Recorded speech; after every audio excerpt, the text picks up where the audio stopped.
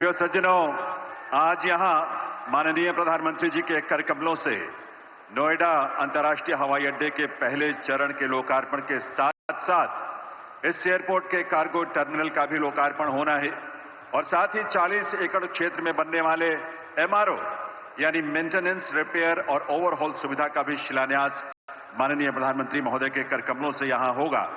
मैं निवेदन करूंगा माननीय प्रधानमंत्री श्री नरेंद्र मोदी जी से वे रिमोट का बटन दबाकर नोएडा अंतर्राष्ट्रीय हवाई अड्डे के पहले चरण और कार्गो टर्मिनल का लोकार्पण और एमआरओ सुविधा का शिलान्यास करने की कृपा करें।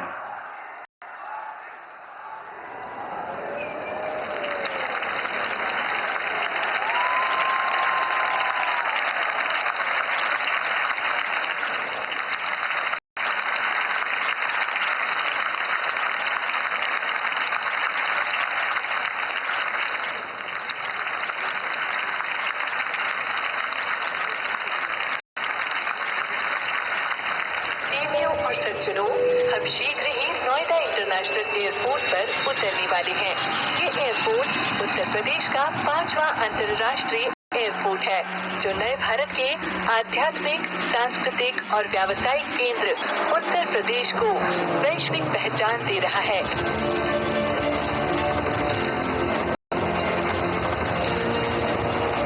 यशस्वी प्रधानमंत्री श्री नरेंद्र मोदी जी के मार्गदर्शन एवं माननीय मुख्यमंत्री योगी आदित्यनाथ जी के निरंतर प्रयासों से नए भारत का नया उत्तर प्रदेश आकार ले रहा है। नोएडा इंटरनेशनल एयरपोर्ट का स्वप्न आज मूर्त रूप ले चुका है। एक्सप्रेस वे प्रदेश, सर्वाधिक मेट्रो संचालित प्रदेश, सर्वप्रथम रैपिड रेल संचालित करने वाले प्रदेश के साथ साथ पहले इनलैंड वाटरवे वाला यूपी आज नोएडा इंटरनेशनल एयरपोर्ट के साथ अब सर्वाधिक अंतर्राष्ट्रीय और घरेलू एयरपोर्ट्स का गौरवशाली प्रदेश है। यशस्वी प्रधानमंत्री जी के विकसित भारत, विकसित उत्तर प्रदेश के विजन का स्वर्णिम जेवर। नोएडा इंटरनेशनल एयरपोर्ट उत्तरी भारत का लॉजिस्टिक गेटवे बनेगा। ये इस पूरे क्षेत्र को नेशनल गतिशक्ति मास्टर प्लान का एक सशक्त प्रतिबिंब बनाएगा। इस एयरपोर्ट की क्षमता प्रति वर्ष 1 करोड़ 20 लाख से अधिक यात्री वहन करने की है। चतुर्थ चरण तक प्रति वर्ष 7 करोड़ तक यात्री नोएडा इंटरनेशनल एयरपोर्ट से लाभान्वित होंगे। नोएडा इंटरनेशनल एयरपोर्ट का टर्मिनल 1 1,37,000 वर्ग मीटर में है।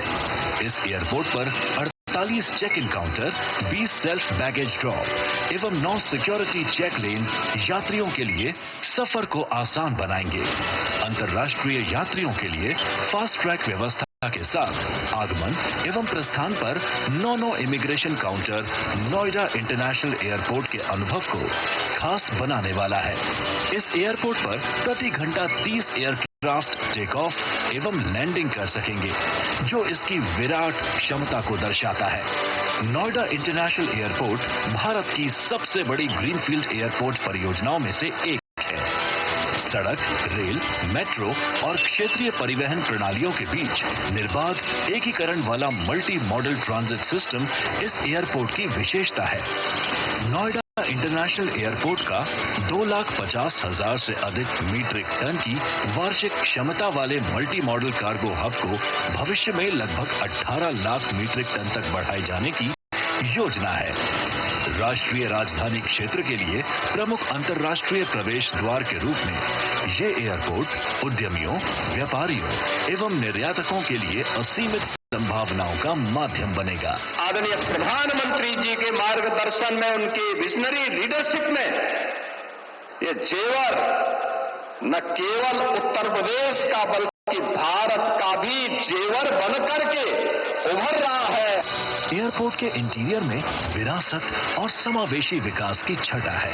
प्रदेश की पारंपरिक एवं हवेलियों की थीम पर आधारित साज सज्जा है। वाराणसी एवं हरिद्वार के गंगा घाट की अनुभूति वाला मल्टी लेवल टर्मिनल डिजाइन है। विभिन्न राज्यों के हैंडीक्राफ्ट्स एवं टेक्सटाइल से सौंदर्यीकरण इस एयरपोर्ट की भव्यता को विशेष आयाम दे रहे हैं। नोएडा इंटरनेशनल एयरपोर्ट उत्तर भारत का कार्गो गेटवे होने के साथ ही पर्यटन, उद्योग एवं निर्यात को डबल इंजन की रफ्तार से गति देगा, अर्थव्यवस्था को प्रगति देगा, नए भारत के नए उत्तर प्रदेश को समृद्धि देगा। आज यह गौरव का क्षण है जब प्रधानमंत्री श्री नरेंद्र मोदी जी के कर कमलों से नोएडा इंटरनेशनल एयरपोर्ट का उद्घाटन संपन्न हो रहा है। आकाश की ऊंचाई, स्पष्ट संदेश, विकसित भारत, विकसित उत्तर प्रदेश। आप सभी को हृदय से बहुत बहुत बधाई देवियों सज्जनों। ये एयरपोर्ट आत्मविश्वास से भरे नए भारत की उभरती हुई तस्वीर है जो आज देश में विकास की गति और शक्ति को व्यक्त करती है। देवियों सज्जनों, ये वो भारत है जो आपदा को भी अवसर में बदल देने की क्षमता रखता है।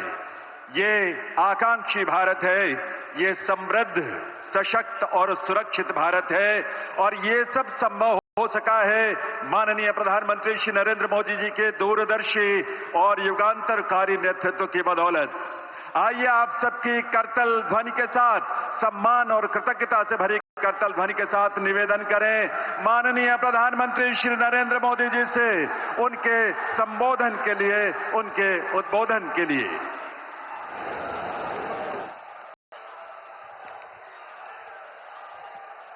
भारत माता की, भारत माता की, भारत माता की। उद्घाटन हो गया, उद्घाटन हो गया? नहीं, अभी आधा काम हुआ है। मैंने सिर्फ वो पर्दा हटाया है, लेकिन मैं आज चाहता हूं इस एयरपोर्ट का उद्घाटन यहां जो भी उपस्थित है आप सब करें।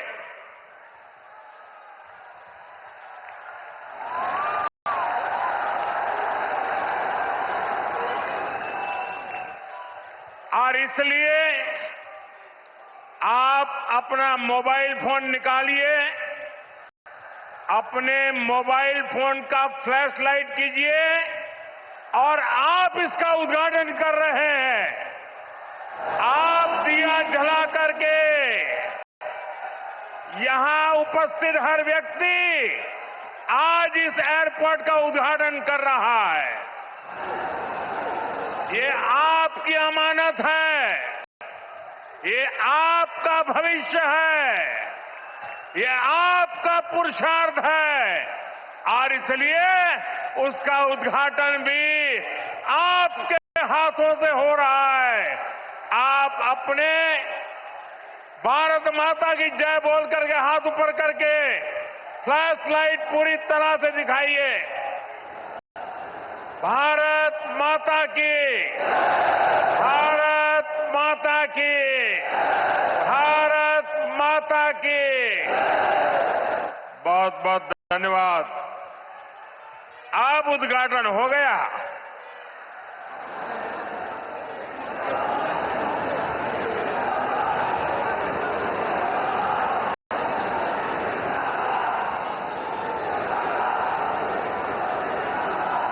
उत्तर प्रदेश की राज्यपाल आनंदीबेन पटेल, यहां के मुख्यमंत्री योगी आदित्यनाथ जी,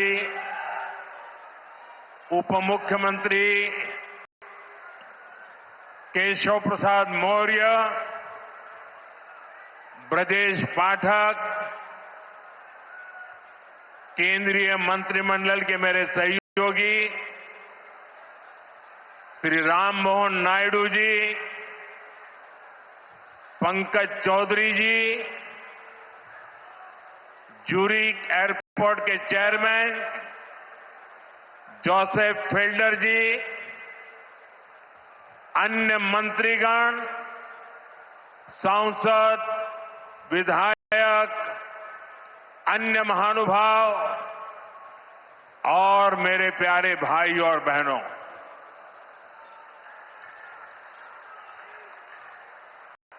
मैं देख रहा हूं आज जहां भी मेरी नजर पड़ रही है सारे युवा मुझे नजर आ रहे हैं।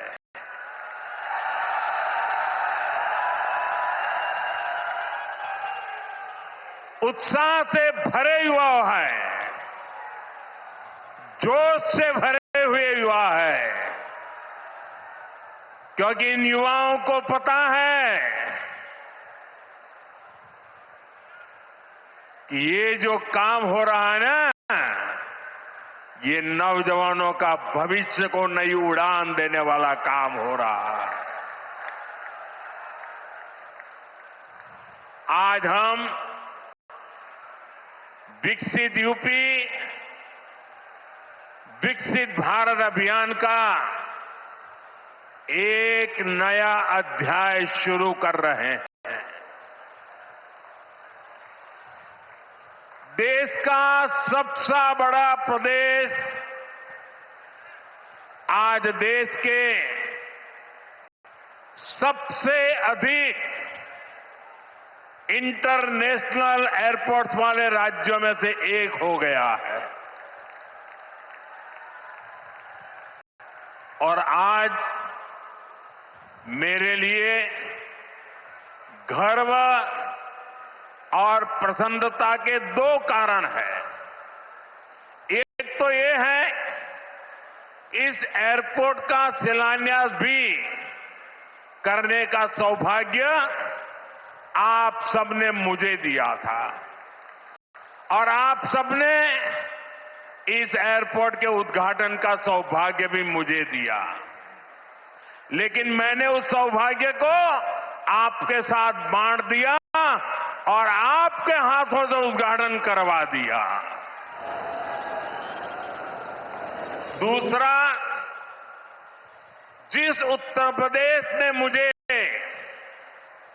अपना प्रतिनिधि चुना, जिस उत्तर प्रदेश ने मुझे सांसद बनाया, उसकी पहचान के साथ, उस उत्तर प्रदेश की पहचान के साथ इस भव्य एयरपोर्ट का नाम भी जुड़ गया है।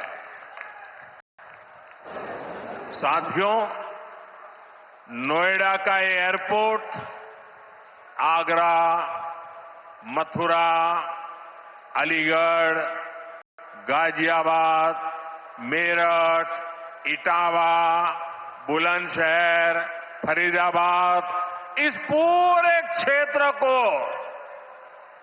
बहुत बड़ा लाभ होने वाला है। हिंदुस्तान को और उत्तर प्रदेश को तो होना ही होना है।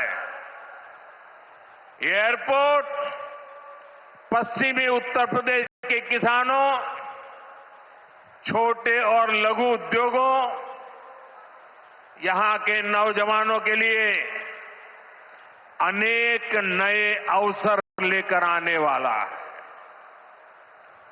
यहां से दुनिया के लिए विमान तो उड़ेंगे ही, साथ ही ये विकसित उत्तर प्रदेश की उड़ान का भी प्रतीक बनेगा।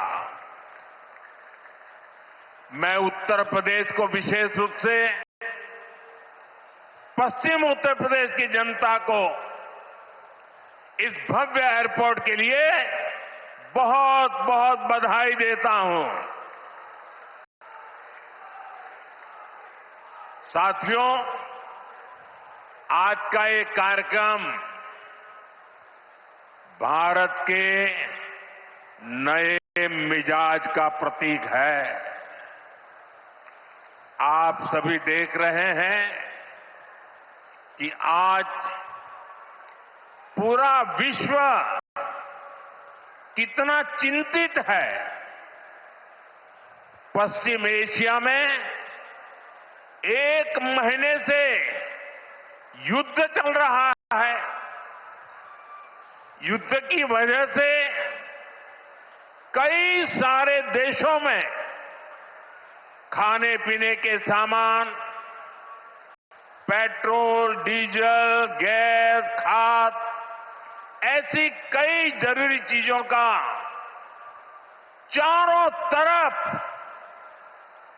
संकट पैदा हो गया है। हर देश इस संकट का सामना करने के लिए कुछ न कुछ कोशिश कर रहा है, प्रयास कर रहा है। और हमारा भारत भी इस संकट का पूरी शक्ति से मुकाबला कर रहा है, देशवासियों की ताकत के भरोसे कर रहा है। भारत तो बहुत बड़ी मात्रा में कच्चा तेल और गैस, ये जहां युद्ध चल रहा है ना, इस युद्ध से प्रभावित इलाके से मंगाता है। इसलिए सरकार हर वो कदम उठा रही है जिससे सामान्य परिवारों पर, हमारे किसान भाई बहनों पर इस संकट का बोझ न पड़े। साथियों, संकट के इस समय में भी भारत ने अपने तेज विकास को निरंतर जारी रखा है। मैं सिर्फ पश्चिमी उत्तर प्रदेश की ही बात करूं तो पिछले कुछ सप्ताह में ही ये चौथा बड़ा प्रोजेक्ट है जिसका शिलान्यास या लोकार्पण हुआ है। इन कुछ ही सप्ताह में, इस दौरान नोएडा में बहुत बड़ी सेमी कंडक्टर फैक्ट्री का शिलान्यास हुआ। इसी कालखंड में देश की पहली दिल्ली मेरठ नमो भारत ट्रेन ने गति पकड़ी। इसी कालखंड में मेरठ मेट्रो का विस्तार किया गया और इतने कम समय में आज नोएडा इंटरनेशनल एयरपोर्ट का आप सबके हाथों से उद्घाटन भी हो गया। साथियों, ये सारे प्रोजेक्ट्स यूपी के विकास के लिए डबल इंजन सरकार के प्रयासों का शानदार उदाहरण है। सेमीकंडक्टर फैक्ट्री भारत को टेक्नोलॉजी में आत्मनिर्भर बना रही है। मेरठ मेट्रो और नमो भारत रेल तेज और स्मार्ट कनेक्टिविटी दे रही है और ये हमारा जेवर एयरपोर्ट पूरे उत्तर भारत को दुनिया से जोड़ रहा है। और आपने अभी वीडियो में देखा, ये ऐसा एयरपोर्ट बन रहा है, हर 2 मिनट में एक जहाज उड़ेगा, हर 2 मिनट में एक जहाज उड़ेगा। पहले सपा वालों ने नोएडा को अपनी लूट का एटीएम बना लिया था, लेकिन आज भाजपा सरकार में वही नोएडा यूपी के विकास का सशक्त इंजन बन रहा है। साथियों, जेवर का ये एयरपोर्ट डबल इंजन सरकार की कार्य संस्कृति भी, इस कार्य संस्कृति का भी बहुत अच्छा उदाहरण है। अब आप सोचिए, इस एयरपोर्ट को अटल बिहारी वाजपेयी जी की सरकार ने 2003 में ही फाइल में मंजूरी दे दी थी। 2003 में आप में से बहुत होंगे जिसका जन्म नहीं हुआ होगा, बहुत वो लोग होंगे जो उस समय 25-30 साल के 35 साल के हुए होंगे और आज रिटायर्ड की हो गए, लेकिन एयरपोर्ट नहीं बना। लेकिन केंद्र में कांग्रेस और यहां की पहले की सरकारों ने सालों तक इस एयरपोर्ट की नींव तक नहीं पड़ने दी। 2004 से 2014 तक ये एयरपोर्ट फाइलों में ही दबा रहा। जब हमारी सरकार बनी तो यूपी में सपा की सरकार थी। शुरू के 2-3 सालों में सपा वालों ने इस पर काम नहीं होने दिया, लेकिन जैसे ही यहां भाजपा एनडीए की सरकार बनी, दिल्ली में भाजपा एनडीए की सरकार बनी, तो जेवर एयरपोर्ट की नींव भी पड़ी, निर्माण भी हुआ और अब ये शुरू भी हो गया है। साथियों, एयरपोर्ट के अलावा ये क्षेत्र देश के 2 बड़े फ्रेट कॉरिडोर का भी हब बन रहा है। ये फ्रेट कॉरिडोर मालगाड़ियों के लिए बिछाई गई स्पेशल पटरियां हैं।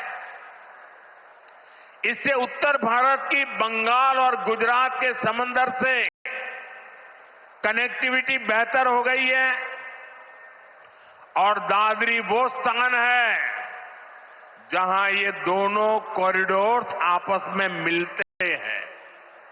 यानी यहां किसान जो उगाते हैं, यहां उद्योग जो कुछ बनाते हैं, वो जमीन से, हवाई मार्ग से दुनिया के कोने कोने तक तेजी से जा पाएगा। ऐसी मल्टी मॉडल कनेक्टिविटी के कारण यूपी दुनिया भर के निवेशकों के लिए बहुत बड़ा आकर्षण बन रहा है। साथियों, जिस नोएडा को पहले अंधविश्वास के कारण अपने हाल पर छोड़ दिया गया था, कुर्सी जाने के डर से पहले के सत्ताधारी यहां आने से डरते थे।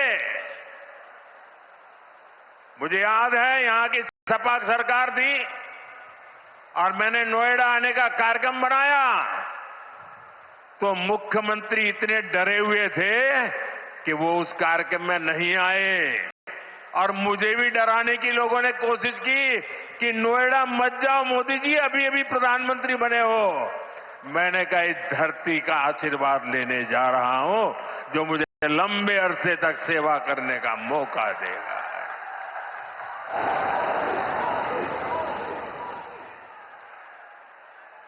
अब वही इलाका पूरी दुनिया का स्वागत करने के लिए तैयार है। ये पूरा क्षेत्र आत्मनिर्भर भारत के संकल्प को सशक्त कर रहा है। साथियों, इस क्षेत्र की अर्थव्यवस्था में खेती किसानी का बहुत महत्व है।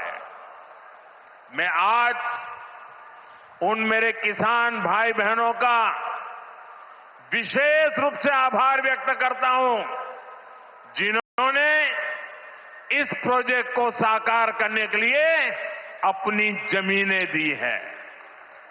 उन किसानों के लिए जोरदार तालियां बजाइए दोस्तों। मेरे किसान भाई बहनों के लिए जोरदार ताली बजाइए। मेरे किसान भाई बहन, आपके इस योगदान से ही इस पूरे क्षेत्र में विकास का एक नया दौर शुरू होने जा रहा है। आधुनिक कनेक्टिविटी का जो विस्तार यहां हो रहा है, उससे पश्चिमी यूपी में फूड प्रोसेसिंग की संभावनाओं को और बल मिलेगा। अब यहां के कृषि उत्पाद दुनिया के बाजारों में और बेहतर तरीके से जा पाएंगे। साथियों, यहां मैं अपने किसान साथियों का एक और बात के लिए भी आभार व्यक्त करना चाहता हूं। आपके गन्ने से जो इथेनॉल बनाया गया है, उससे कच्चे तेल पर देश की निर्भरता कम हुई है। अगर इथेनॉल का उत्पादन न बढ़ता, पेट्रोल में उसकी ब्लेंडिंग न बढ़ती, तो देश को हर वर्ष 4.5 करोड़ बैरल यानी लगभग 700 करोड़ लीटर कच्चा तेल विदेशों से मंगवाना पड़ता। किसानों के परिश्रम ने देश को इस संकट के समय में इतनी बड़ी राहत दी है। साथियों, इथेनॉल से देश को तो फायदा हुआ ही है, किसानों को भी बहुत बड़ा लाभ हुआ है। इससे करीब 1.5 लाख करोड़ रुपए की विदेशी मुद्रा बची है। यानी इथेनॉल न बनाते तो ये पैसा विदेश जाना तय था। बीते वर्षों में इतना सारा पैसा देश के किसानों को मिला है, गन्ना किसानों को मिला है। साथियों, यहां के गन्ना किसानों ने तो पहले के वो दिन भी देखे हैं जब कई सालों तक गन्ने का बकाया लटका रहता था। लेकिन आज भाजपा की डबल इंजन सरकार के प्रयासों से गन्ना किसानों की स्थिति बेहतर हुई। साथियों, किसी भी देश में एयरपोर्ट सिर्फ एक सामान्य सुविधा नहीं होता। ये एयरपोर्ट प्रगति को भी उड़ान देते हैं। साल 2014 से पहले देश में सिर्फ 74 एयरपोर्ट थे। आज 160 से अधिक एयरपोर्ट देश में है। अब महानगरों के अलावा देश के छोटे छोटे शहरों में भी हवाई कनेक्टिविटी पहुंच रही है। पहले जो सरकारें रही हैं, वे मानती थी कि हवाई यात्रा सिर्फ अमीरों के लिए ही होनी चाहिए। लेकिन भाजपा सरकार ने सामान्य भारतीयों के लिए हवाई यात्रा को आसान बना दिया। हमारी सरकार ने उत्तर प्रदेश में हवाई अड्डों के नेटवर्क का तेजी से विस्तार करते हुए उनकी संख्या बढ़ाकर 17 कर दी है।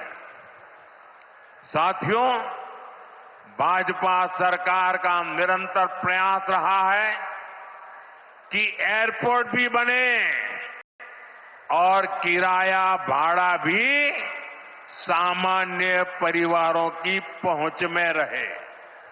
इसलिए हमने उड़ान योजना शुरू की थी। इस स्कीम के कारण बीते कुछ सालों में 1,60,00,000 से अधिक देशवासियों ने उड़ान योजना से टिकट लेकर सस्ती दरों पर हवाई यात्रा की है। और मैं आपको एक और जानकारी देना चाहता हूं। हाल में ही केंद्र सरकार ने उड़ान योजना को और विस्तार दिया है। इसके लिए लगभग 29,000 करोड़ रुपए की स्वीकृति दी गई है। आने वाले वर्षों में इसके तहत छोटे छोटे शहरों में 100 नए एयरपोर्ट और 200 नए हेलीपैड बनाने की योजना है। यूपी को भी इससे बहुत अधिक लाभ होगा।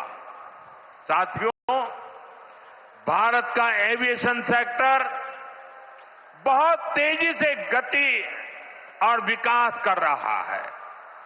जैसे जैसे भारत में नए नए एयरपोर्ट बन रहे हैं, वैसे वैसे नए हवाई जहाजों की जरूरत भी बढ़ती जा रही है। इसलिए देश की अलग अलग एयरलाइंस ने सैकड़ों नए जहाजों के ऑर्डर दिए हैं। ये जो नई सुविधाएं, नए जहाज आ रहे हैं, इनको उड़ान वाले और इसको उड़ाने वाले, इनमें सर्विस देने वाले, मेंटेनेंस से जुड़े, ऐसे हर काम के लिए बहुत बड़ी संख्या में वर्कफोर्स की जरूरत होगी। ये युवाओं के लिए बहुत बड़ा अवसर है।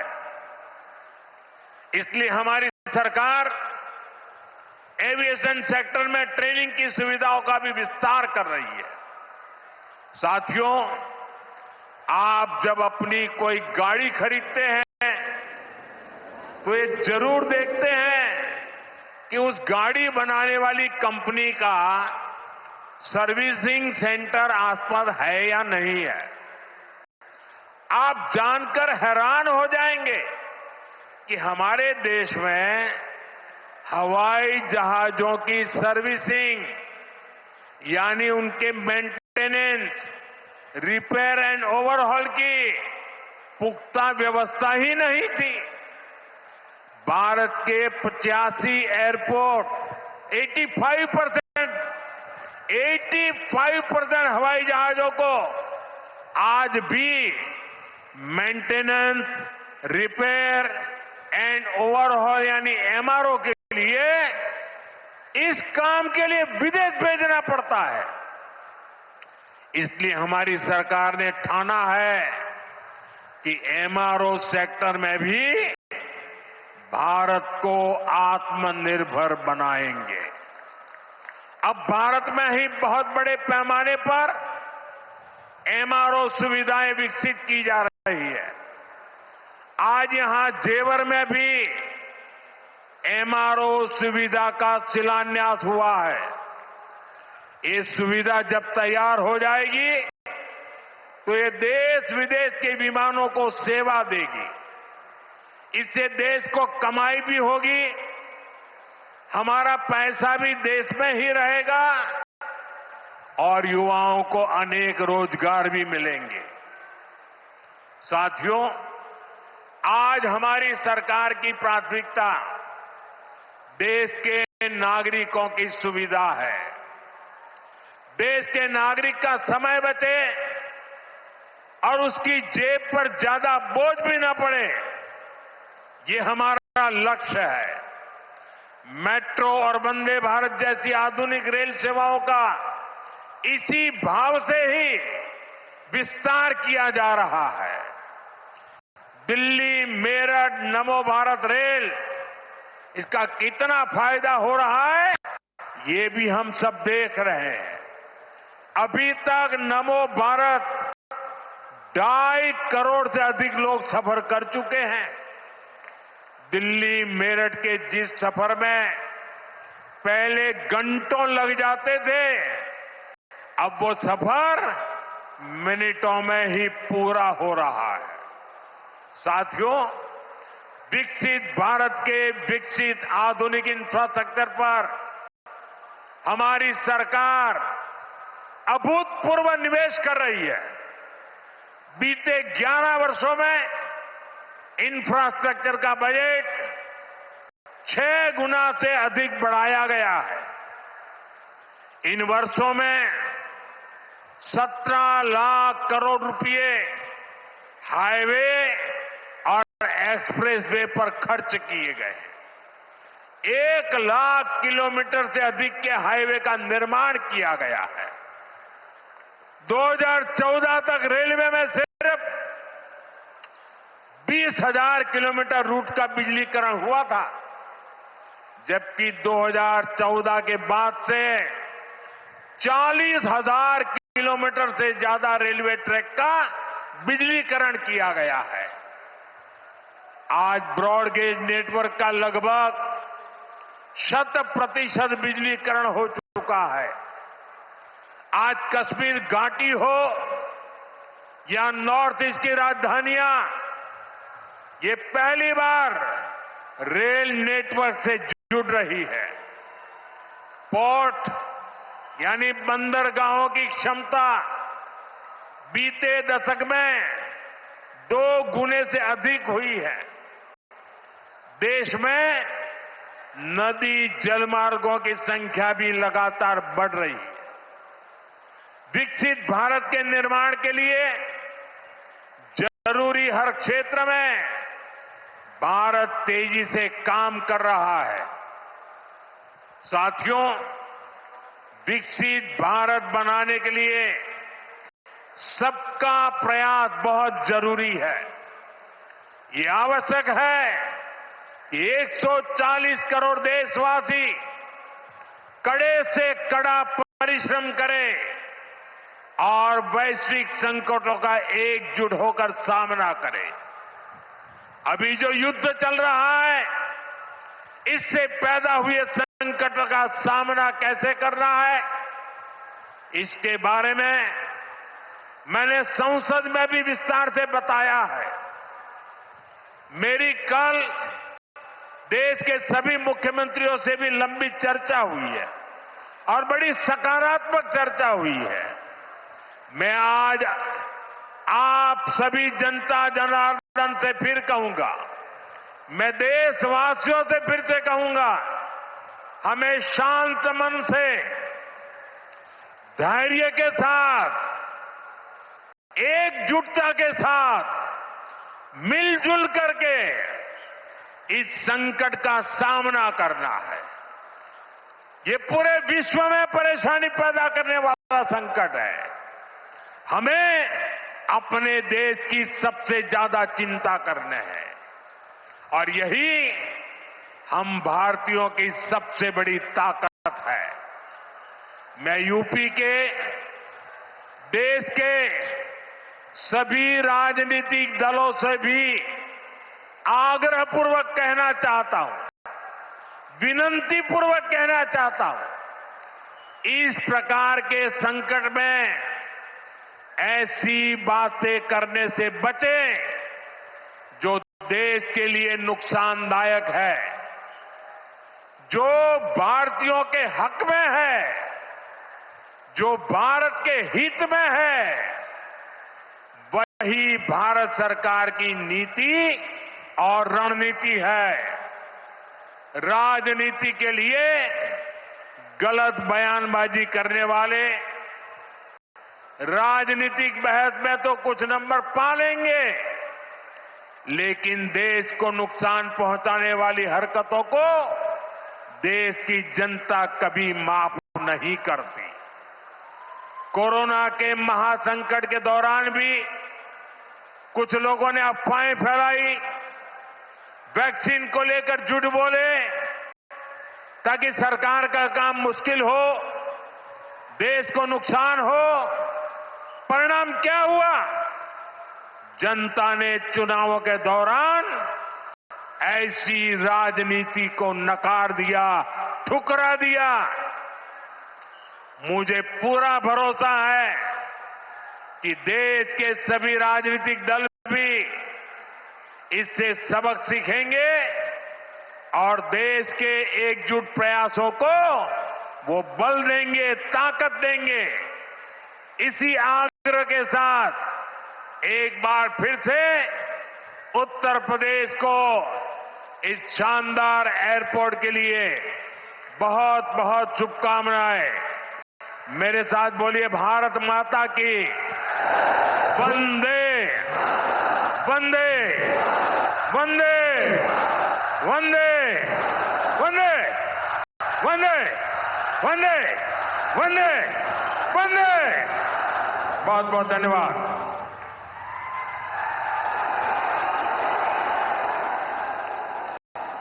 Well, that's been the inauguration of the first